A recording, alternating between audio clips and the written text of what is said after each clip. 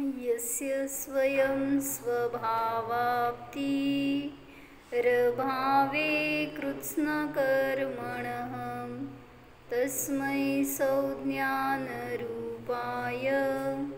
नमोस्तु परमात्मने।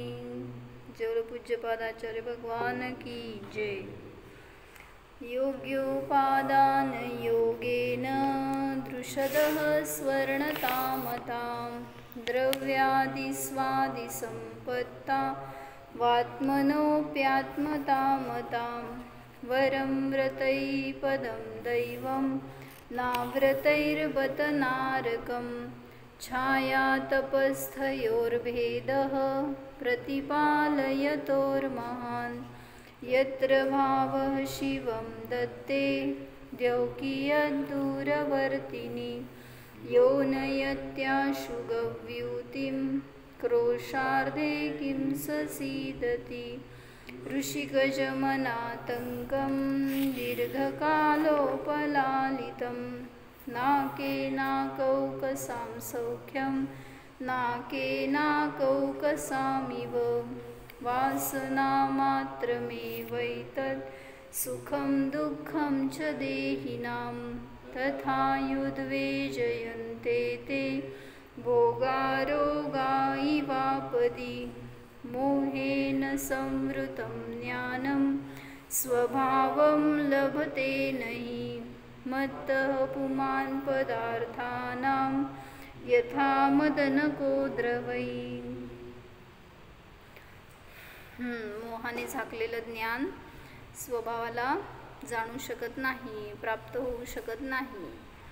जसं की कोणी उन्मत्त झालेला नशा झालेला पुरुष असेल तर तो कुठल्याही पदार्थाला यथार्थ जाणू शकत नाही। तर त्या मोहाची 3 लक्षणं काय बघत होतो? अर्थाचं अयथार्थ ग्रहण, ती गाथा पाठ करायची, चांगली आहे। हे 3च लक्षण आहे त्यामध्ये। अठ्ठे अजधा गहणम करुणाभावय तिर्य म्हणू येसू, तिर्यांची आणि मनुष्यांची करुणाभाव। विषये सुयप्प संगो, विषयासी प्रसंग म्हणजे आता इष्टनिष्ठ भाव बघितले होते। मोह सेदाणी लिंगाणी, हे सगळे मोहाचे लिंग आहे, चिन्ह आहेत। तर 2 बघितलं होतं काय? अयथार्थ ग्रहण म्हणजे जसं आहे तसं न जाणणं, कुठलीही वस्तू असू दे त्याला।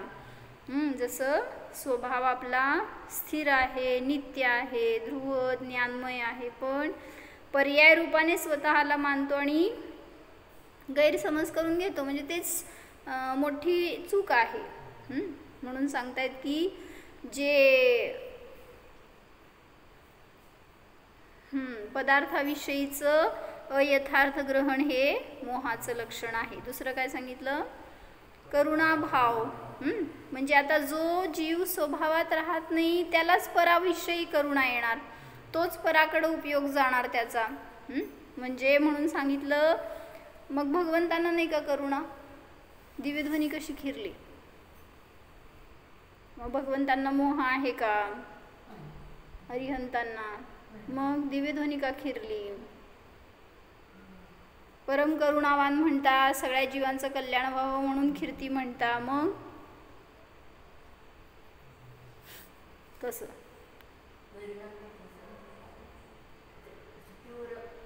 त्यांची इच्छा नाही आहे ती कोणाला सांगण्याची, नाहीतर मग इच्छापूर्वक असं तर मोहच झाला परत तो। म्हणून सांगितलं तिथं अनिच्छापूर्वक, बस तुमच्या पुण्याचा योग आहे एवढंच कारण सांगितलं। भव्य पुण्य योगात एवढंच त्याचा हेतू दिलाय। इथंच का खिरली, याच वेळी का खिरली, एवढ्या वेळच का खिरली? सगळ्याला फक्त एकच कारण दिलं, भव्य पुण्य योगात। भव्यांचं पुण्याचं योग तर तिथं खिरली। किती वर्षोनवर्ष कुठं एका काय सांगितलं ना, 17 वेळा समोशरण आलं, कुठं परवा सांगितलं होतं मी, राजगृहीला ना। तर अनेक ठिकाणी इथं नाही आलं, अकलूजला एकदा पण समोशरण। मग असं ज्याचं त्याचं तिथं पुण्याचा योग तिथं असणाऱ्या जीवांच्या, त्याच्या निमित्तामध्ये दहेगावला आलेलं समोशरण फळ 1 किलोमीटरच होतं फक्त, नाही 12 किलोमीटरच होतं एक योजन म्हणजे नातेपुते पण बाउंड्री कशाला पाहिजे आपल्याला इतकं काय ते म्हणजे आमच्या जवळ होतं म्हणून आनंद करायला काय काय आपलं योग नव्हतं तेव्हा आपण नव्हतं तिथं असेल पण काय मिथ्या दृष्टी अवस्थेमध्ये सगळं बघून फिरून मागं बाहेर तशी रिकामे आलो. बरं मला काय सांगायचं होतं, करुणा भाव हे मोहाचं लक्षण का? कारण जो स्वभावात राहत नाही तोच पराकडं बघून करुणा करतोय म्हणून त्याला सांगितलं मोहाचं लक्षण आहे ते. मग ॲक्च्युली करुणा करायची आपली आपल्यावर, दुसऱ्यावर आपण करुणा करू शकत नाही. म्हणून सांगतायत पहिल्यांदा दृष्टी स्वतःवर टाका आणि त्या स्वतःचं कल्याण करा, स्वतःवर दया करा. कारण आजपर्यंत या जीवानी अनंत दुःख भोगलंय आणि आता जर ते दुःख नको असं निर्णय केला असेल तर त्याची करुणा करा, त्याला उपाय काढा दुःखातून बाहेर पडण्याचा. तर तीच खरी करुणा आपल्याला फलदायी होणार. तिसरं लक्षण काय सांगितलेलं? विषयाशी प्रसंग म्हणजे इष्ट अनिष्ट भाव. विषयामध्ये इष्ट अनिष्ट परिणाम हे एक मोहाचं लक्षण आहे. का म्हणलं ना, म्हणून तर की जसं करुणा करतोय पराची, काय केलं त्या जीवाला दुःख आहे कष्ट आहे म्हणून एखाद्याची करुणा करायला गेलो, तसंच एखाद्याला चांगलं म्हणलं आणि वाईट म्हणलं कधी म्हणू शकणार? जेव्हा स्वभावात उपयोग स्थिर राहणार नाही तेव्हाच तर असे विकल्प येणार. म्हणून सांगतायत जसं त्या पराच्या विषयी करुणेचा भाव येतो तसंच इथं परद्रव्याविषयी परपदार्थांविषयी इष्ट अनिष्ट कल्पना होते. मग त्याला सुद्धा मोहाचं लक्षण म्हणलं. तर इथं थोडंसं त्यांनी घेतलं आहे विषय. प्रवचनसारची 65 नंबरची गाथा आहे, त्यामुळे त्यांनी थोडंसं असं इष्ट अनिष्ट विषयाबद्दल सांगतायत. काय?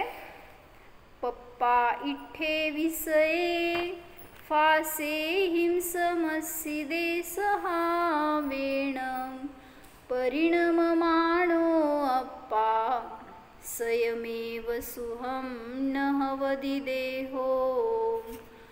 म्हणजे काय घेतलं? स्पर्शनादिक इंद्रिया जिनका आश्रय लेती है ऐसे इष्ट विषयों को पाकर अपने शुद्ध स्वभाव से परिणमन करता हुआ आत्मा स्वयं ही सुखरूप होता है, देह सुखरूप नहीं होता. म्हणजे जे ज्ञानी जीव आहेत, मुक्त जीव आहेत, त्यांच्या सुखाचं कारण काय आहे? जो स्वभाव आहे त्यांच्या सुखाचं कारण, तेच कारण माझं सुद्धा आहे.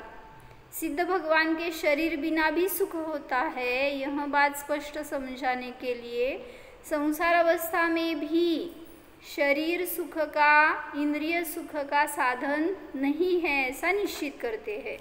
मग त्यासाठी त्यांनी अनेक उदाहरणं दिली आहेत अशी इथं की तुम्हाला एखाद्या विषयामध्ये इष्ट किंवा अनिष्ट भाव होतात तर ती वस्तू इष्ट अनिष्ट नाही आहे.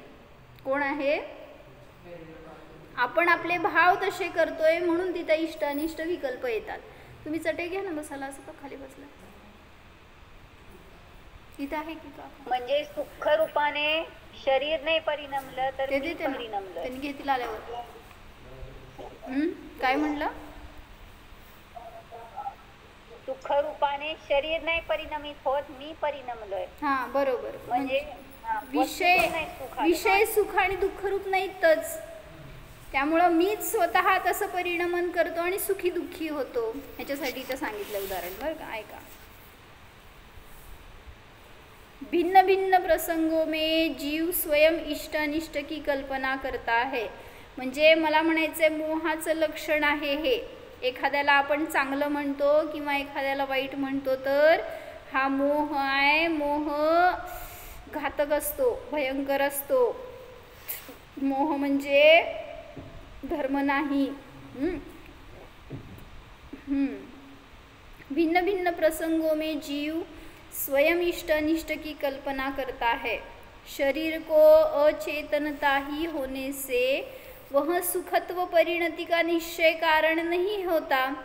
म्हणजे शरीर जड आहे, शरीराला काय कळणार आहे? सुख झालं का दुःख झालं? फॅन लावल्यावर सुख आहे का दुःख आहे?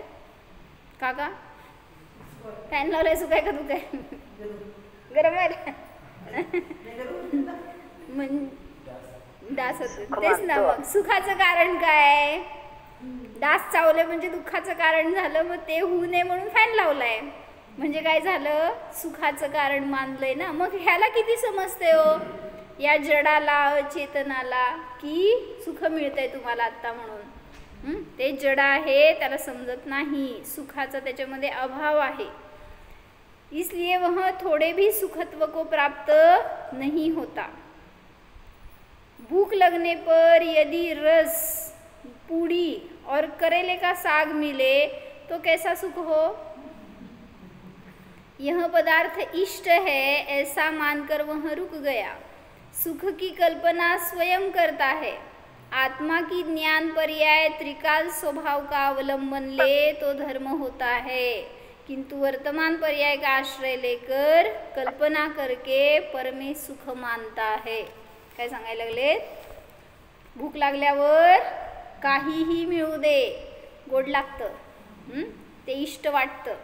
जसं कधी आयुष्यात घरात दूध रोटली खाल्ली नव्हती बरं का, किंवा दूध भात कधीच नाही. असं खाऊ घातलं असेल जबरदस्ती लहानपणी ती गोष्ट वेगळी, पण इच्छापूर्वक आनंदाने असं कधी खाल्लं नव्हतं. असं काहीतरी चटपटीतच खाण्याचं सवय. त्यामुळं आता एकदा काय झालं प्रसंग असं की अष्टमी चतुर्दशी होती आणि कशात तर काय तर निघालं, त्यामुळं ते सगळं बाद केलं. राहिली मागं रोटली आणि दूध. कसं खाल्लं असणार? एकाचनं करायचं होतं, इलाज नव्हतं, खावंच लागणार होतं. चांगलं लागलं ते. मग तेच सांगायला की आडला हरी काय करणार.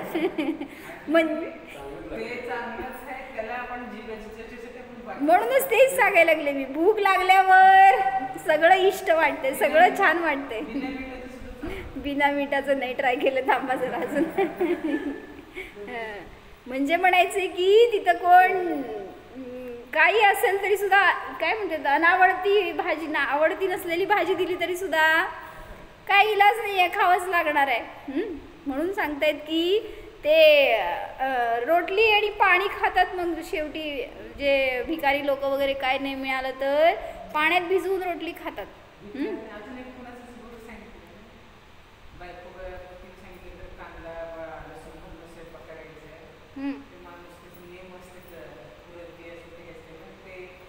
रागवायची नाही, असं काय केली म्हणायची नाही, पण पाणी रामराज्यातला माणूस असेल ते.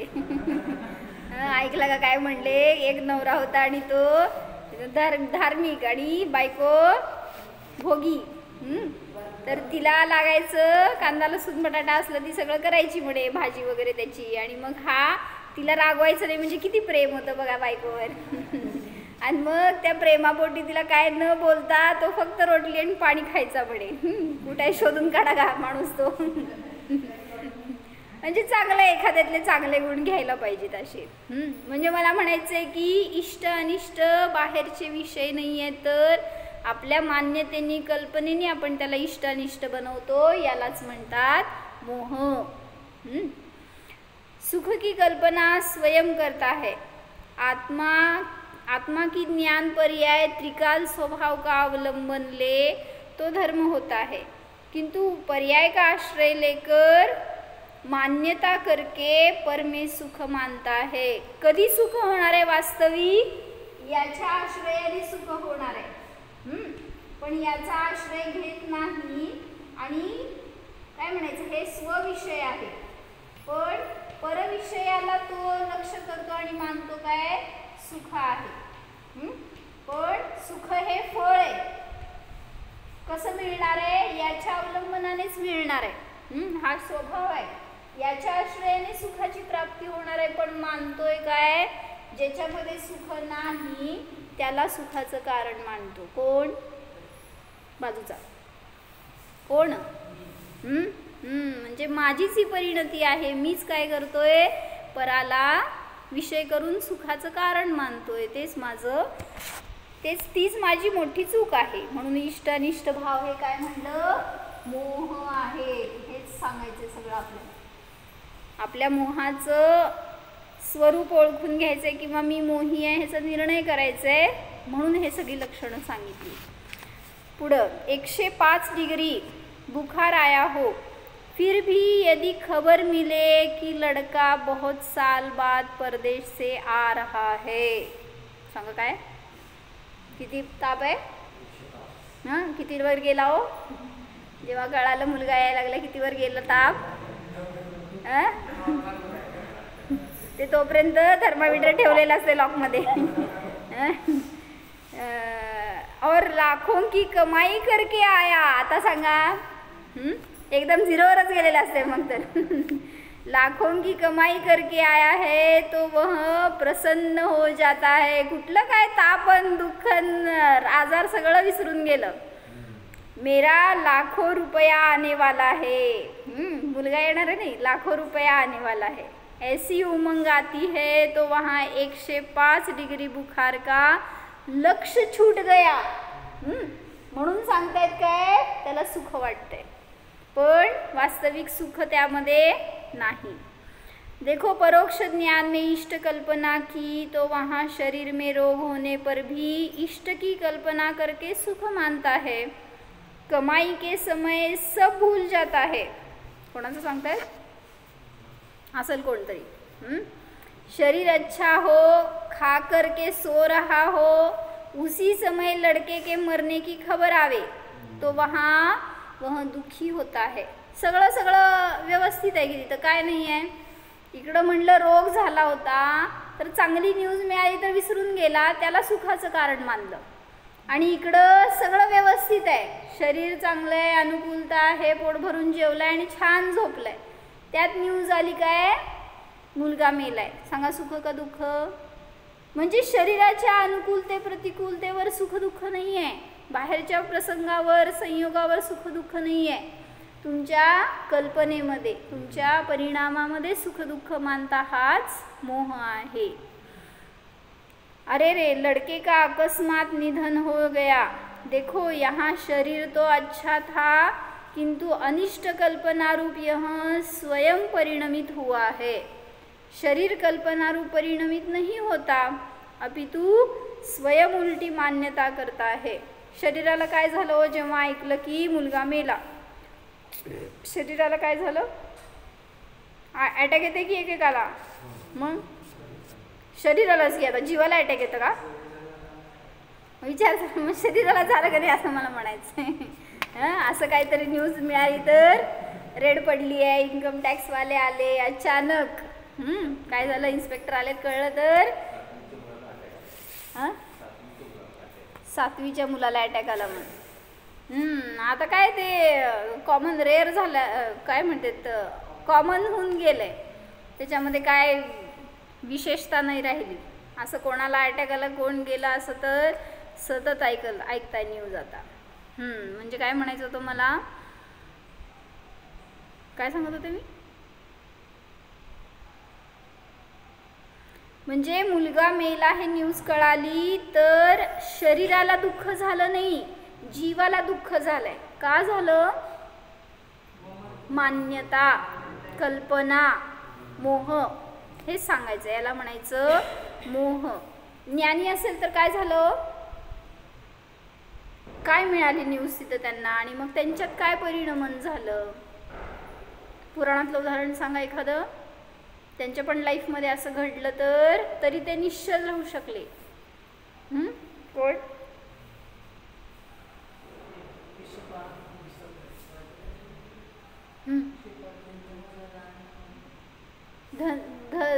धनंजय कवी होते.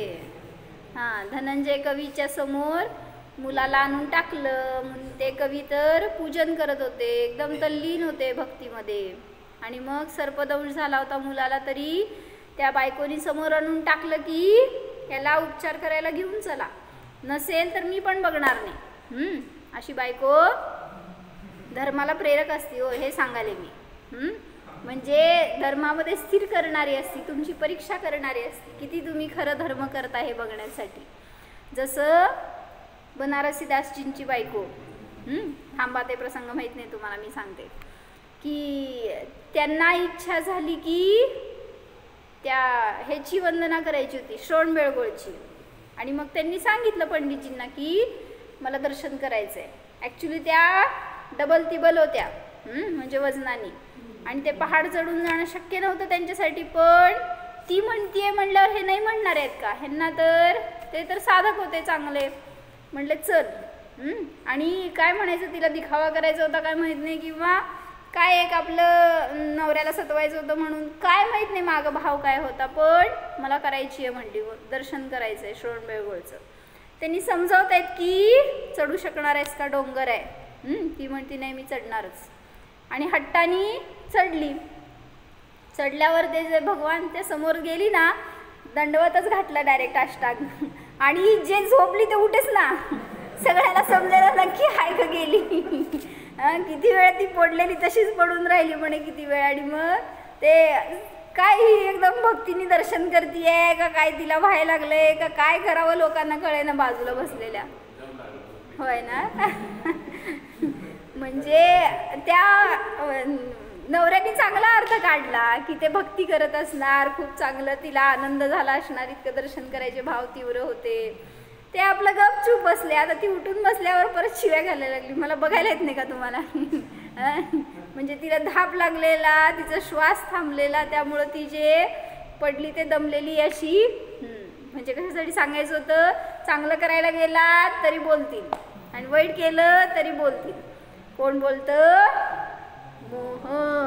दुसरं कोण नाही. बोलणारं पण, बोलणारा मोह आहे, ऐकणारा मोह आहे, ऐकवणारा मोह आहे, नाचवणारा मोह आहे. असा मोह आम्हा होऊ, आम्हाला नकोच, आम्हाला होऊ नये.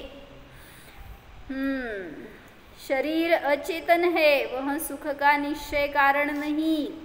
शरीर अचेतन है, उसे मात्र जीव के निमित्त से सचेतन कहा जाता है, किंतु शरीर तो अचेतन ही है.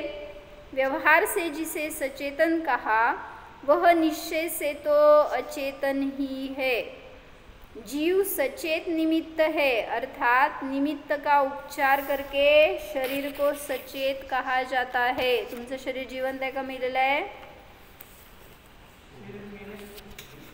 हे सांगालेत की तो उपचाराने त्याला जिवंत म्हणलं जाईल. आत्ताच नाही मेलेलं आहे म्हणलं तर काढा म्हणतील, बॉडी काढा म्हणतात. नाव बी घेत नाहीत तेव्हा मेल्यावर. मेल्यावर अचेतनच आहे, आता जिवंत आहे ना. मग तेच सांगतायत की इथं उपचाराने म्हणलं त्याला, जोपर्यंत त्यात जीव आहे तोपर्यंत ते सचेतन आहे, पण तरी सुद्धा ते सुखरहित आहे, त्यामध्ये सुख नाहीच. सचेत अग्नि, सचेत वनस्पति, इस प्रकार व्यवहार से कहा जाता है. सचित्त म्हणतो ना आपण त्याला, ज्याच्यामध्ये चेतनता आहे. जीव के निमित्त के कारण जीव का खून कहा है. जीव का खून म्हणजे रक्त, रक्त खून म्हणजे खून नाही.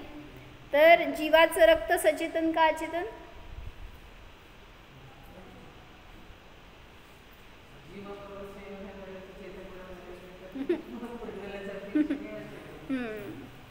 जबकि खून तो अचेतन है.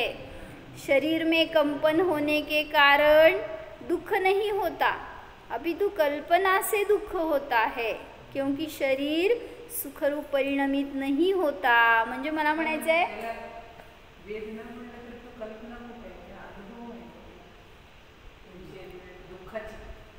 कोणाला दुःख आहे तेच विचारायले की ह्याला दुःख आहे का शरीराला? मग तेच सांगतोय की शरीराला सुख आहे ना दुःख आहे, न सुख आहे ना दुःख आहे. मग आहे कोणाला? जीवाला आहे. तर तुम्ही जे विचार करताय ना त्यातून तर मोह निघतोय बाहेर, त्यालाच मोह म्हणतायत, ज्याला तुम्ही सुख आणि दुःख रूप मानताय. म्हणजे पाय दुखलं माझं, दात दुखलं तर मला दुःख आहे, हे मानलं ना तर तिथं मोह झाला. आणि जाणलं तर ती वेदना तिथे संपणार आहे किंवा त्याचं निर्जरा होणार आहे. पण दुखलं दुखलं हे विचार करत बसलो तर, तुम्हाला सांगितलं बरं का, मी मला सांगायला लागली. म्हणजे तिथं जाणीव करायचं एवढंच आपल्या हातात आहे. निर्जरा करायची असेल तर अशीच करावी लागणार. शरीर में ब्लड प्रेशर होता है, सांगा जिवंत आहे का मृत आहे? ब्लडला प्रेशर असतंय का नाही? आहे ना. किती प्रेशर आहे? लई प्रेशर घेऊ नका हे सांगायला. रक्तचाप यानी ब्लड प्रेशर हो तब कल्पना करता है वह दुख रूप है, जबकि शरीर दुख रूप नहीं है। यह स्वयं ही इष्ट अनिष्ट की कल्पना करके तेरा भाव दुख रूप हुआ है, जबकि शरीर उस रूप नहीं होता। मग एका पंडितांनी सांगितलं होतं बरं का असं की ECG बघितलंय कधी, केलंय ना चेक ECG का नाही, हार्ट प्रॉपर आहे का वर्किंग, हो म्हणा। ECGचं ग्राफ बघितलंय का कधी, असं असतो काहीतरी, असं नसेल तर समजून घ्या काहीतरी त्यामध्ये डिसऑर्डर आहे। तर एका माणसाने म्हणलं काय वर खाली केलंय, त्याला सरळ करा। आता काय करायचं, म्हणजे म्हणायचंय तुमच्या हाताने तुम्ही काय करणार, म्हणले ते असं वर खाली आहे म्हणजे नॉर्मल नाही आहे तो, असं त्याला एका आडाण्याला वाटलं। तो म्हणला ह्याला सरळ करून द्या। मग ते म्हणला मेल्यावर भेटा डॉक्टर। म्हणजे अशी इष्ट अनिष्ट कल्पना करतो आणि स्वतः दुःखी होतो, पण तिथं ते शरीर किंवा तो ग्राफ दुःखाचं कारण नाही आहे। जरासं त्यात डिस्टर्बन्स आलं की टेन्शननी ते अटॅक यायच्या आधीच मेलेला असते बिचारा।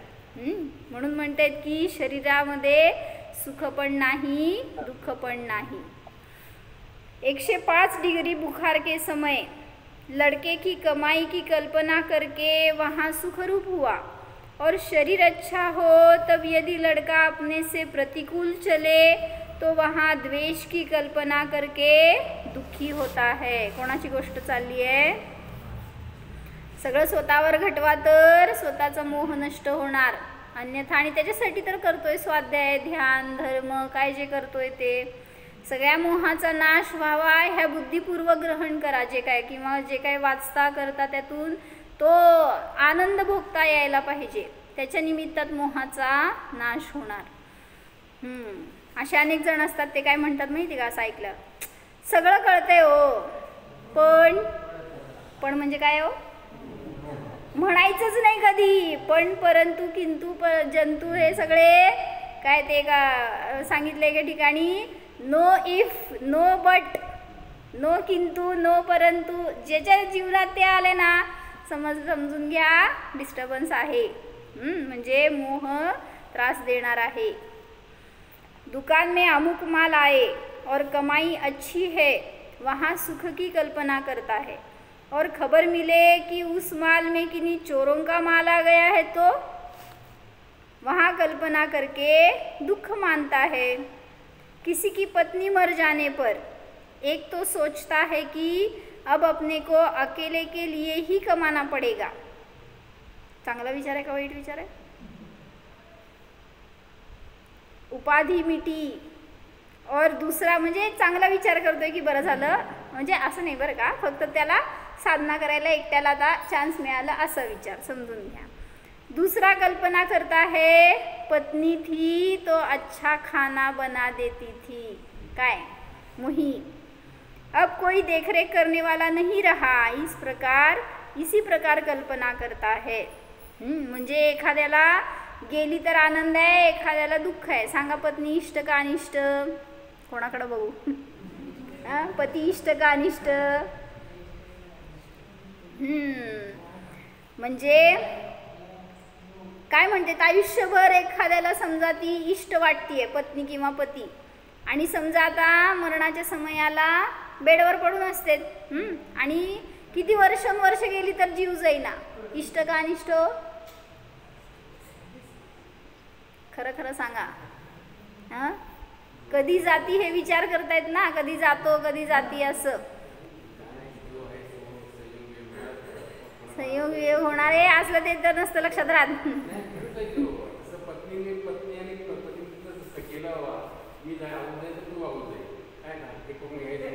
होय बरोबर, म्हणजे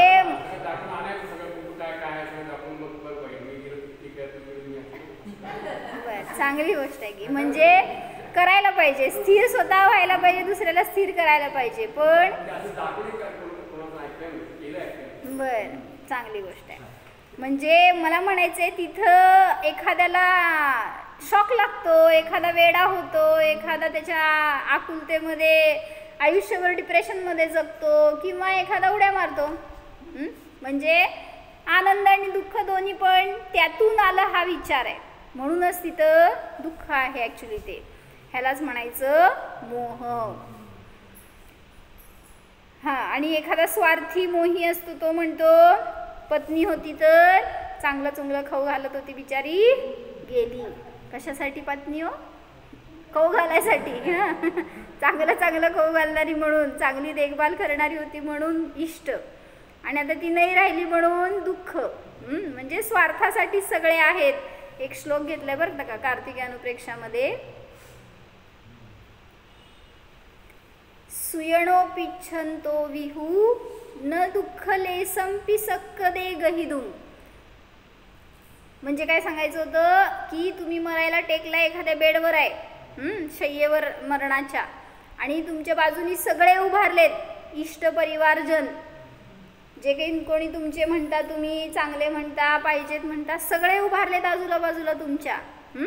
सुयणो पिच्छन्तो विहू, ते पाहतायत तुम्हाला, दुःखाने तडफडत आहे तुम्ही, वेदनांनी, काय कॅन्सर झाला, अटॅक आला, रोग झाला, त्याच्यात तुम्हाला तडफड व्हायला लागली, आणि ते सगळेजण बाहेर बाजूला उभारून सांत्वना देत आहेत, तुम्हाला संबोधन करतायत, पाहतायत.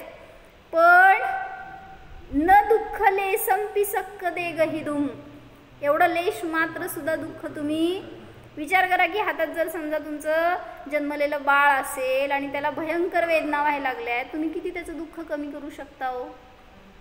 इतकं हेल्पलेस असतंय की त्यावेळेस तुम्हाला. तसंच आहे अंतिम समयामध्ये पण. त्याला कितीही आपण कुरवाळलं, हातपाय दाबले, औषधं खाऊ घातली तरी सुद्धा त्याचं दुःख आपण घेऊ शकत नाही. म्हणून सांगतायत काय, कोणीही आपलं साधण्यासाठी येणार नसतं. आपल्याला आपलं काय म्हणायचं, सावधानता आपली असायला पाहिजे. म्हणजे आपल्याला आपले परिणाम सांभाळायला पाहिजेत. बाहेर कोणी आपल्याला दुःख देणारं पण नाही आणि सुख देणारं पण नाही. ही कल्पना म्हणजे मोह आहे. त्याच्यावर आत्ता विजय मिळवा तर त्या समयाला सहज साधू शकतो. पर के कारण कल्पना करता है किंतु वे वस्तुएं इष्ट अनिष्ट नहीं है, अपितु स्वयं उनमें इष्ट अनिष्ट की कल्पना किया करता है जो वस्तुओं के कारण से नहीं है. एक युवक ने किसी कारण से अपने भाई को मार डाला और बाद में स्वयं को पश्चाताप होने पर स्वयं ने भी आत्महत्या कर ली. इसी प्रकार अज्ञानी स्वयं कल्पना करता है शरीर तो अच्छा था, ऐसी कल्पना पैदा करता है तो उसको निमित्त कहा जाता है. यदि निमित्त नहीं बनाए तो निमित्त नहीं कहलाता. विकार में निमित्त नहीं बनाए तो वह मात्र ज्ञान का ज्ञेय होता है. म्हणजे जे काही विकार चालले तुमच्यामध्ये परिणामामध्ये, हे इष्टनिष्ठ भाव, तर ते तुम्हाला सुख देणारे नाही आहेत. त्याला मात्र ज्ञेय म्हणून जाणा तर ते तुम्हाला त्रास देऊ शकणार नाहीत. सध्या कोण त्रस्त आहे सांगा बाहेर? कोण त्रस्त आहे? का त्रस्त आहेत? आता रिसेंट न्यूज विचारते तुम्हाला मी, तुमच्या जगातली, आमच्या नाही. माधुरी दीक्षित नव्हे. कोण त्रस्त आहे हो? दुसऱ्याचं काय बघायचं नाही, आपलं बघायचं आपण. त्यातनं काय म्हणायचंय की त्याच्या निमित्तात सगळ्याला किती आकुलता, किती मोह तिच्याविषयी. तिला काय हो असं वाटलं ती निर्विकल्प असेल आणि बाकी सगळेच तिच्या निमित्तात विकल्प करतायत. तिचं भवितव्य म्हणजे तो इतका बलशाली प्राणी आहे, मला वाटलं जर त्याला पाहिजे असेल तर कसंही झिडकारू शकला असता तो. म्हणजे आता त्याची शक्ती, ते पण तुम्ही लोक काय ते ट्रँक्युलायझर्स देऊन त्याला हे करणार, बेशुद्ध करून घेऊन जाणार, ती गोष्ट वेगळी. पण तो होशमध्ये गेलाय ना, मग गेली तर ती जाताना जर काही गोंधळ केली असती तर नेऊ शकले नसते, पण नेलं. आणि मग त्याच्या निमित्तात मागच्या लोकांना किती दुःख, ह्याला म्हणायचं मोह. म्हणजे प्रतिकार करू शकली असती ती, तिला जर नाही जायचं असतं तर, असं मी म्हणतेय. म्हणजे स्वीकार आहे ना तिला, जे असेल तसं. रडतोय का काय भैया? मला वाटलं ती गेली म्हणून. रडत होता हां, ते पण रडत होता म्हणून सांगतायत. हां, म्हणूनच सांगायला ते सगळे आजकाल दुःखात का दिसत आहेत. म्हणजे पराशी मोह केला तर त्या अटॅचमेंटनी दुःखच आहे, ह्याला म्हणलं मोह. माझं सांगितलं की एक तिथे पण त्यांनी पण दाखवलं गेले त्या तिला खूपच प्रकारचं सुविधा हे सगळं दाखवलं. मी सगळं चुकीचं बघितलं व्हिडिओमध्ये. हो, बरं, जे असेल ते त्याचं भवितव्य. हॉस्पिटल, त्यांचं तपासणी, त्यांचं प्रत्येक आरोग्य दृष्टी. वयाचे 35 वर्ष ती इथं राहिली आणि मग झाल्यावर जर तिकडं नेत आहेत तर धर्मक्षेत्रातून मोठं पाप केलं. बरं, जाणणारा आहे, मोही नाही, एवढं जाणायचं आहे आपल्याला. तर मला काय सांगायचं होतं, एक शेतकरी होता लता काकी, आणि गरीब होता बिचारा. जेवढं त्या शेतानं निघल तेवढ्यावरनं त्याची कमाई चालायची, सगळं असं. मग त्याला बस झालं होतं, मला पैसा पाहिजे, किती मी कष्ट केलं तरी काय निघत नाही, हे बंजर आहे जमीन, मला इथं काय नाही करायचं काम. आणि तेवढ्यात त्याला न्यूज मिळाली की आफ्रिकेमध्ये सगळ्यांना हिऱ्याच्या खाणी मिळत आहेत. आणि मग त्याला इच्छा झाली की तुम्ही लँड खरेदी करा, तुम्हाला मिळालं तुमचं भाग्य. म्हणजे आहे तिथं सगळीकडे खाणी आहेत तर तुम्हाला मिळतील, असं अनेकांच्या बाबतीत झालं. म्हणल्यावर ह्यानी ती न्यूज ऐकली आणि ते स्वतःचं शेत विकलं आणि ते पैसे घेऊन तो आफ्रिकेला गेला. आणि तिथं जाऊन त्यांनी आपलं एक जमिनीचा तुकडा खरेदी करायला सुरुवात केली. खरेदी करणार, उकरणार, सगळं खोदणार करणार, पण त्याला काय लागलं नाही हाताला. एक सोडली, दुसरं घेतलं, दुसऱ्या शेतात पण खोदलं तर तिथं पण काय नाही. असं करत करत काय झालं, सगळं पैसे रिकामे झाले. आता त्याला रिटर्न यायला सुद्धा पैसा राहिला नाही. हैराण झाला, परेशान, खायला प्यायला काय नाही, राहायला काय नाही, रिटर्न जायला काय नाही. तर ही स्टोरी झाली त्या शेतकऱ्याची. पण आहे स्टोरी खरी ज्यांनी त्याचं शेत विकत घेतलं होतं. तो एक सामान्य माणूस होता, त्यांनी ते शेत विकत घेतलं आणि तो शेती करायला सुरुवात करतो. आणि नेमकं झालं काय, ते शेताच्या बाजूनी एक नदीचं कालवा, काय म्हणायचं, कॅनल जात होतं. आणि त्या एके दिवशी तो काहीतरी काम करत असताना त्या नदीवर त्याला 7 रंग दिसले, असे रिफ्लेक्ट व्हायला लागलेले. एखाद्या मणीवर पडल्यावर रिफ्लेक्शन होतं ना, तसं. तर ते त्या नदीच्या बाजूला काहीतरी त्याला चमकणारं पत्थर दिसलं आणि त्याच्यातून ते 7 रंग बाहेर येत होते, पाण्यावर प्रकाश पडल्यावर पडतं तसं. मग तो काय जरा इंटरेस्ट वाटलं म्हणून जाऊन बघितलं त्यांनी, तर बस चमकणारं पत्थर दिसलं त्याला. त्याच्याबद्दल काहीच ज्ञान नाही. ते तो घेऊन आला आणि छोटी झोपडी त्याची झोपडीमध्ये ठेवला. असंच कोण येणारं जाणारं घरामध्ये होतं, त्यांनी बघितलं, म्हणला हे इथं का ठेवलायस, हे काय आहे माहिती आहे का तुला? म्हणला ह्याच्यासारखं अनमोल हिरा कुठलं नाही आहे. म्हणजे हे तुला कुठं मिळालं? तो म्हणला माझ्या शेताच्या बाजूला तिथंच पाण्याजवळ पडलेलं. म्हणला आत्ता जा आणि काय कर, तुझी सगळी जमीन उकर आणि बघ म्हणला. आणि खरोखर त्यांनी जाऊन उकरलं तर हिऱ्याची खाण कुठं होती हो, कुठं गेला? तुझं आहे तुझं पाशी, परी जागा चुकलाशी. फुकट जाऊन त्याला तिथं काय म्हणायचं, गरीब व्हायचं होतं, आपले हाल अपेष्टा करायच्या होत्या, आहे जवळ तुझ्या, तर शोधायला गेला दुसरीकडं. पण ते त्याच्या नशिबात असते, त्यालाच मिळते. म्हणून सांगायचं काय, करा कुठल्या गोष्टीचा आपल्याला मोह नको, इच्छा नको. तुम्हाला घरचा अभ्यास आहे एक माझ्याकडनं. मोक्षमार्ग प्रकाशकमध्ये त्यांनी 4 प्रकारच्या इच्छा घटवल्यात. त्या कुठल्या मला उद्या सांगायचं आहे. इच्छा हे सुद्धा एक मोहाचं रूप आहे. मग त्या इच्छा कुठल्या, थोडंसं मागं पुढं शोधा, त्यातून मिळेल. नाहीतर कोणाला विचारा. मोक्षमार्ग प्रकाशक आहेत आपल्याकडं, त्याच्यामध्ये सगळं पुस्तक बघा की काय तुम्हाला असं चाललं तरी पण मिळेल बहुतेक. असं आता मला नाही त्याचा पान नंबर वगैरे माहिती नाही, मला पान नंबर नाही माहिती, बघावं लागेल कुठं आहे ते. म्हणजे मी आपलं ऐकून माहिती आहे तेच किंवा वाचलेलं दुसरं. हां घ्या घ्या आणि दाखवा सगळ्यांना. तर त्याचा अभ्यास करून मला उद्या सांगा की इच्छा हे सुद्धा मोहाचं रूप आहे. तर म्हणून आपल्याला अशा इच्छा नकोत, इष्टानिष्ट कल्पना नकोत आणि हा मोह नको. हो आत्ता झाल्यावर बघून लिहून जायचं. आत्ता जाणा.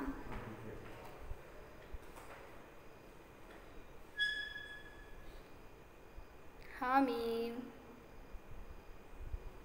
सर्व पदार्थांना, सर्व पर्यायांना,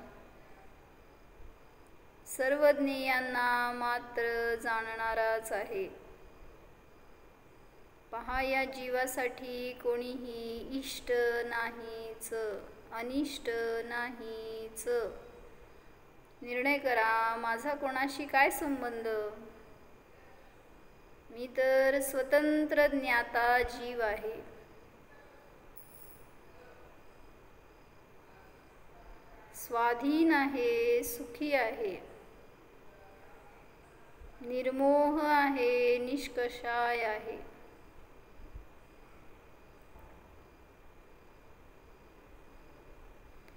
जाणणाराच आहे, जाणीव करा. ज्ञाता द्रष्टा स्वरूपोऽहम्.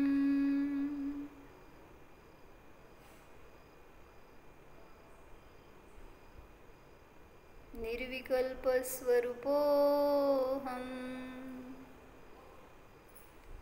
ओम